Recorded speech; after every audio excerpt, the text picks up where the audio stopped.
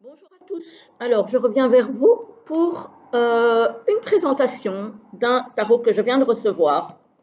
Voilà, dans une grosse boîte blanche, parce que j'ai acheté le livre vendu séparément aussi. Alors, il s'agit, donc c'est une grosse boîte blanche toute simple hein, pour protéger le jeu. Il s'agit de la 3e édition du Meraki Tarot. Voilà, que j'ai acheté avec son livre, voilà, qui est en anglais le livre, mais voilà, je pense qu'il est pas mal. Je n'ai pas encore vraiment feuilleté, donc voilà, très belle couverture. Voilà, il y a le sommaire, il y a une explication, il y a travailler avec le Meraki Tarot, il y a explication d'un travail avec des cristaux et combiné avec le tarot. Ça, c'est bien par contre. Hein, il y a voilà, il y a toute une explication pour utiliser le tarot en combinaison avec des cristaux. Pour ceux qui s'intéressent aux cristaux. Alors, comment utiliser le workbook, donc le livre. Voilà, il y a des tirages. Bon, malheureusement, c'est en anglais, hein, donc voilà, on a les tirages encore ici, on a un tirage là, on a un tirage ici.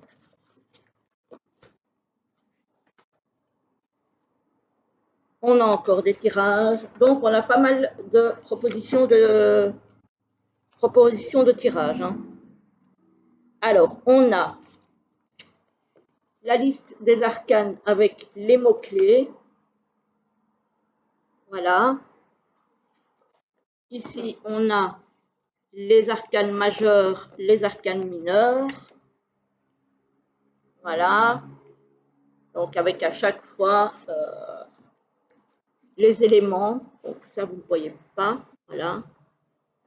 Donc, attendez. Hop. Là. Donc, à chaque fois, les éléments et le 1 jusqu'au roi. Voilà. Alors, on a des cristaux, une liste de cristaux avec à chaque fois des mots-clés pour chaque cristal. Ça peut être intéressant aussi par rapport à ce que le cristal en question peut vous apporter. Je trouve que c'est pas mal. On a quand même plusieurs pages aussi, avec donc du coup pas mal de cristaux. Donc par exemple, ici le larimar, c'est la manifestation, la nourriture et la sagesse intérieure. La sodalite, c'est la guidance, l'intuition et l'équilibre émotionnel, etc., etc. On a une page sur la numérologie, on a une page sur tout ce qui est signe astrologique, donc correspondance astrologique et planétaire. Ici encore, on a une page sur l'astrologie, une page sur les planètes.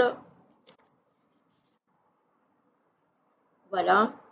On a alors les cardinaux, on a les mutables, et on a à chaque fois ici pour prendre des petites notes. Donc vous avez de la place pour prendre des petites notes. Alors on a des explications concernant chaque élément. On a ici une page avec des petites questions en anglais évidemment, mais auxquelles vous pouvez répondre.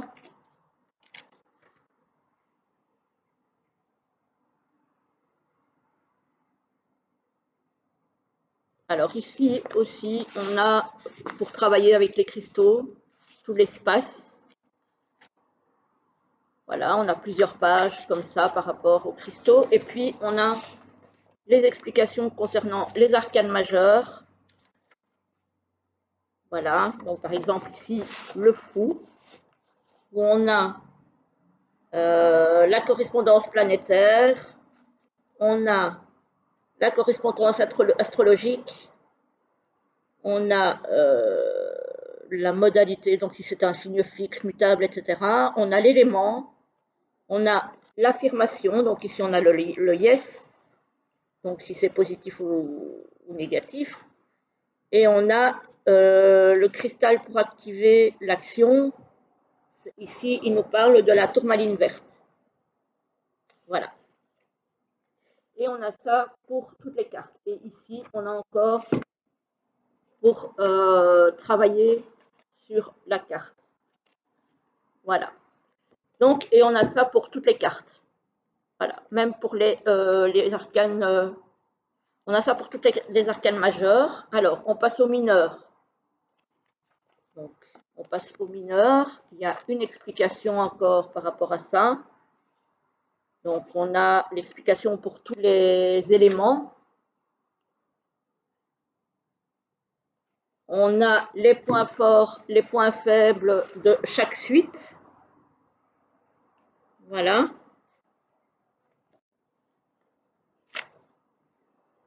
Et puis, on passe à chaque carte. Donc, avec la mignonnette en couleur, on a, comme pour les majeurs, la correspondance planétaire, l'astrologique.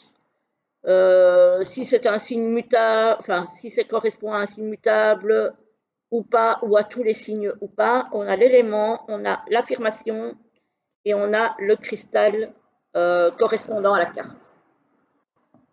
Donc voilà, on a ça pour toutes les cartes. Voilà un petit peu pour le guidebook. Je ne vais pas aller plus loin parce que bon, c'est en anglais, donc ça ne conviendra pas à tout le monde. Hein. C'est juste pour ceux qui se débrouillent en anglais. Pour ceux qui se débrouillent en anglais, ça a l'air d'être un anglais assez basique. Donc ça a l'air d'être assez compréhensible. Alors, la boîte. Superbe belle boîte. Franchement, en dur, très bonne qualité, brillante. Voilà. Avec l'intérieur vert. Voilà. Très très jolie boîte. Hein. Franchement, magnifique. Alors, on a évidemment la carte de présentation avec les remerciements pour l'achat du jeu. Le dos est comme ceci. Et les tranches sont vertes. Un très très beau vert qui est bien assorti au vert du dos. Vraiment superbe. Ici, c'est la 3e édition. Je sais que la 2e, en tout cas, c'est un vert plus turquoise. Donc, c'était entre le vert et le bleu un peu. Ici, c'est vraiment un beau vert. Alors, ici, on a la reprise des signes astrologiques avec les dates et des mots-clés. Ici, on a les planètes, pareil. Alors, ici, on a chaque carte des arcanes mineurs avec la correspondance par rapport aux cristaux. Encore ici. Donc ça, c'est tout ça, c'est sur des cartes. Donc en fait, le guidebook, enfin le workbook comme ils appellent ça, c'est vraiment si vous en avez envie, parce que c'est pas absolument nécessaire. Hein. Il y a des cartes qui reprennent ici les correspondances astrologiques. Il y a vraiment des cartes qui reprennent tout. Hein. Alors, ici, les mots-clés des arcanes majeures. Encore. Voilà. Pareil pour les suites. Donc, on a les bâtons. On a les coupes. Là, je viens de constater que j'étais habillée en vert. Je ne l'ai pas fait exprès. Parce que je ne pensais pas vous tourner la vidéo aujourd'hui à l'origine. Voilà, les épées. Pareil, tous les mots-clés.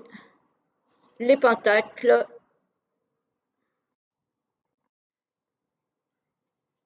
Alors, ici, on a obscurité, clarité, expansion, apathie, aspiration, etc., etc. On a tous les mots-clés. Et on va regarder maintenant les cartes. Avec le fou. Moi, je trouve ce tarot magnifique. Magnifique. Il est vraiment très très beau. Qualité des cartes, impeccable. Elles sont mates. Voilà, la boîte est brillante. mais les cartes sont mates. Et moi, je trouve qu'elles glissent pas mal. Elles collent un petit peu au début, j'ai dû en décoller quelques-unes à cause de la bordure verte. Mais franchement, voilà, rien de très grave. Voilà. Les illustrations, je pense, ressemblent à celui de la deuxième édition. Il y a juste la police d'écriture qui diffère. Sur la deuxième édition, c'était une écriture un petit peu plus, je veux dire, style manuscrit. Ici, on voit que c'est plus numérique, mais moi, ça ne me dérange absolument pas. Et je pense que sur... alors, sans être sûr, il me semble que sur l'édition précédente, l'écriture était blanche. Ici, ça dépend des cartes. L'ermite. En plus, il y a des chouettes et des hiboux. Moi, j'adore. La roue de fortune, c'est vraiment un bijou, ce tarot. Je râlais d'avoir raté la deuxième édition. Eh ben, je suis contente d'avoir la troisième. Franchement, je m'étais dit, celle-là, dès qu'elle arrive, je ne la rate pas, quoi. Le pendu. Voilà. Évidemment, ça va parler surtout aux personnes qui aiment les animaux. Hein, parce que c'est quand même un tarot sur la nature et sur les animaux. Donc c'est très fleuri, très animalier. Regardez la carte du diable, comme elle est belle. Elle est magnifique. La tour. L'étoile. Alors celle-ci, elle est sombre. Peut-être que sur la vidéo, vous n'allez pas très bien voir. Mais en fait, elle est très belle. La lune. Le soleil. Je sais que Valérie Mariotte, qui a une chaîne YouTube aussi, avait mentionné des soucis qu'elle avait eus avec le Meraki quand elle l'a reçu. Je pense que c'est un cas isolé parce que moi, franchement, j'ai pas de soucis. L'univers, donc le monde. Alors, on a une carte supplémentaire. Je n'ai pas encore regardé dans le livre si elle est mentionnée à quoi elle correspond, mais j'irai voir. La carte l'as de coupe. Donc, on arrive dans la série des coupes. Vous entendez peut-être un petit peu de bruit de fond derrière, mais j'ai ouvert la fenêtre parce qu'il fait très chaud. Donc j'espère que ça ne va pas vous déranger. Il vaudra peut-être mieux ne pas mettre de casque. Le 4, le 5, le 6, le 7. Petit moment, j'arrive. Voilà, je suis là. Le 8, donc on était dans la série des coupes. Le 9. Super beau, hein, franchement. Hein? Dites-moi ce que vous pensez de ce tarot, si vous l'avez, si vous ne l'avez pas encore, si vous comptez l'acheter ou pas. Donc moi je précise, je l'ai trouvé sur le roi de coupe, hein. Enfin c'est plus le roi de coupe maintenant, c'est le salon des arcanes. Voilà, parce que Nicolas qui tient la boutique s'est professionnalisé, donc maintenant il a changé le nom de la boutique parce que c'est devenu son activité principale. Avant il avait autre chose comme boulot à côté, maintenant il s'occupe uniquement de sa boutique où il revend des jeux superbes, à des prix intéressants vu qu'on n'a pas de frais de douane et qu'on n'a pas des frais de port exorbitants vu qu'il habite en France. Et donc ça c'est quand même très intéressant parce que sinon ce sont des jeux qui parfois viennent de très loin et qui reviennent du coup très cher. Là on était dans les pentacles donc. Hein. Voilà. Voilà, voilà. Le page. Le cavalier. Oups. Le cavalier il s'en va. La reine de pentacle. Je ne sais pas ce que vous en pensez, je serais curieuse d'avoir votre avis. Le roi. On arrive dans la série des épées qui en général est souvent la série que j'aime le moins. Sauf que celle-ci, voilà, je la trouve superbe. Le 2, le 3, le 4, le 5,